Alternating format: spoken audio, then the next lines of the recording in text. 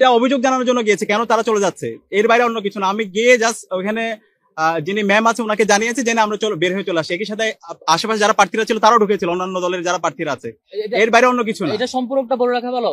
বেশ কয়েকটা সেন্টারে এটা ঘটেছে যে শিক্ষক, একজন সাদাদলপন্থী শিক্ষক, তিনি বলছেন অন্য শিক্ষকদেরকে যারা এখানে আছেন যে আপনারা সারাদিন কষ্ট করেছেন, এবারের মতো চলে যান, আমরা আছি তো, আপনারা থাকতে হবে না। অর্থাৎ তিনি একটু পরিবেশ তৈরি করার চেষ্টা করছেন অন্যদেরকে পাঠিয়ে দিয়ে। এরকম যখন ঘটনা ঘটেছে তখন আমরা সবাই মিলে কনসার্ন ছিলাম যে সব শিক্ষকরা আছে কিনা ইয়া করা। প্রত্যেক জায়গায় হয়তো আমরা পুলিশদেরকে ফোন দিয়ে চেক করা, জিজ্ঞেস করা আছে কিনা, সাংবাদিককে ফোন দিয়ে চেক করা। যেখানে সাংবাদিকরা পুলিশদের ফোনে পাওয়া যাচ্ছে না, সেখানে সাদিক ভাই সর্বোচ্চ 1 মিনিটের জন্য থেকে এটা কনসার্ন জানিয়ে চলে আসছেন, সেটাকে ইস্যু করছেন। আর ওনার ঘন্টার পর ঘন্টা গেট ভেঙে ঢোকার চেষ্টা করতেছেন, সেটা ওনাদের কাছে ইস্যুই না। আর বিসি স্যারের সামনে টেবিলের চাপড়ে হুমকি দিয়ে কথা বলতেছেন, এটা ইস্যু না। শিক্ষকদেরকে হুমকি দিয়ে এক প্রকার মনে হচ্ছে ব্যালট বক্স চিন্তা করে মনে হয় রেজাল্ট ওনারা দিয়ে দিতে যাচ্ছেন। এরকম অ্যাপ্রোচ ওনাদের কাছে প্রবলেমেটিক না। বিচার শিক্ষার্থীদের কাছে দিব, শিক্ষার্থীরা এটা বিচার করবে তাদের ম্যান্ডেটের মধ্যে দিয়ে, আগামী দিনের সাপোর্টের মধ্যে দিয়ে, মতামতের ভিত্তিতে এবং তাদের সামগ্রিক সমর্থন যোগানোর মধ্যে দিয়ে শিক্ষার্থীরা এটা দেখবে। আমরা প্রথমে শ্রদ্ধার সাথে স্মরণ করছি আজকে আমাদের একজন সাংবাদিক বন্ধু তার কাজ পেশাদারিত্ব কাজ করতে গিয়ে ইন্তেকাল করেছেন। ইন্না লিল্লাহি ওয়া ইন্না ইলাইহি রাজিউন। আমরা আল্লাহর কাছে দোয়া করছি আমাদের এই সাংবাদিক বন্ধুকে আল্লাহ তাআলা জান্নাতুল ফেরদৌসের মেহমান হিসেবে কবুল করুক, আল্লাহুম্মা আমিন। প্রিয় সাংবাদিক বন্ধুগণ, আপনারা দেখছেন সকাল থেকেই আজকে ঢাকা বিশ্ববিদ্যালয়ে একটা উৎসবমুখর পরিবেশ বিরাজ করছে। গত 16 বছরে বাংলাদেশে আমাদের কোনো ভোটাধিকার ছিল না। জুলাই বিপ্লবের মাধ্যমে আজকে আমরা রাজনীতি পেয়েছি এবং আজকে ক্যাম্পাসে চমৎকার একটা গণতান্ত্রিক পরিবেশ নিশ্চিত হয়েছে। সকাল থেকে শিক্ষার্থীরা ক্যাম্পাসে আসছে, তাদের ভোট কেন্দ্রে যাচ্ছে, তাদের পছন্দের প্রার্থীকে ভোট দিচ্ছে এবং সে উৎসব মুখর পরিবেশকে আমরা সবাই সেলিব্রেট করছিলাম। আমরা যখন সেলিব্রেট করছিলাম ঠিক সেই সময়ে আমরা দেখতে পাচ্ছিলাম আমাদের ডাকসু নির্বাচনকে বানচাল করার জন্য বিভিন্ন ধরনের ষড়যন্ত্র এবং চক্রান্ত হয়েছে। ইতিমধ্যে আমাদের জিএস প্রার্থী এস এম ফরহাদ সে ঘটনাগুলো ব্যাখ্যা করেছেন। আমরা দেখতে পেয়েছি সর্বপ্রথম ইউলেবে যে সেন্টার আছে সেই সেন্টারে পোলিং এজেন্ট যারা আছে এবং অবজারভার যারা আছে তাদেরকে ঢুকতে দেওয়া হয়নি প্রায় হচ্ছে 1.5 ঘন্টার মতো। এই সময় ওখানে কি হয়েছে সেটা আমরা জানি না, প্রায় 2.5 ঘন্টার মতো। এরপরে আমরা 21 হলের আমরা দেখতে পেয়েছি স্টাফদের কারচুপি। একই সাথে আবার টিএসসির যে সেন্টার সেখানেও আমরা কারচুপি দেখতে পেয়েছি।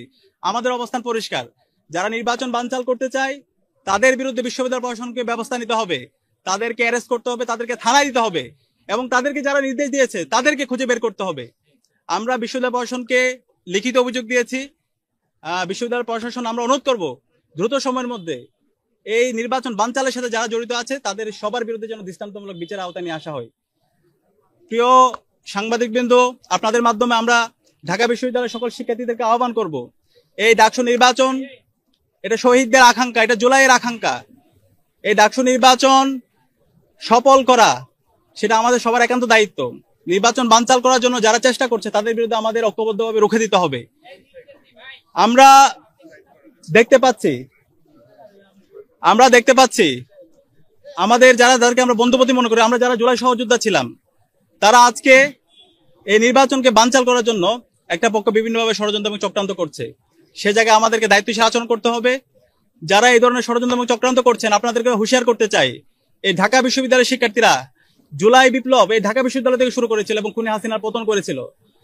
যারা আবার এই ঢাকা বিশ্ববিদ্যালয়ে অস্থিতিশীল করার চেষ্টা করবে, যারা ঢাকা বিশ্ববিদ্যালয়ে ডাকসু নির্বাচনকে বানচাল করার চেষ্টা করবে, তাদের পরিণতি খুনি হাসিনা এবং ছাত্রলীগের চাইতে খারাপ পরিণতি হবে।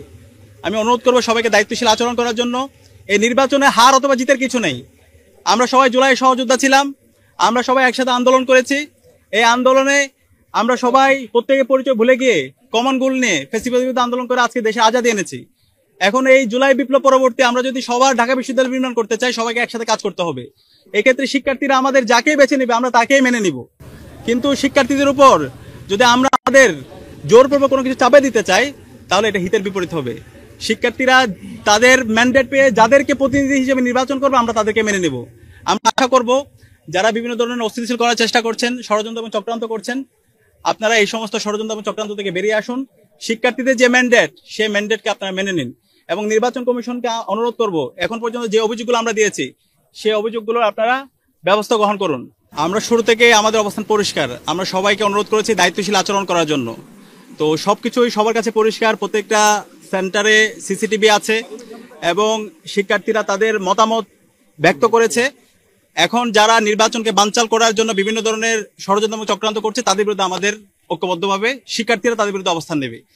আর আমরা দেখতে পাচ্ছি শিক্ষার্থীরা ইতিমধ্যে ছাত্র দলের যে আমাদের শিক্ষকদের সাথে যে আচরণ, তারা যে মব ক্রিয়েট করেছে সেটাকে নিন্দা জানিয়েছে।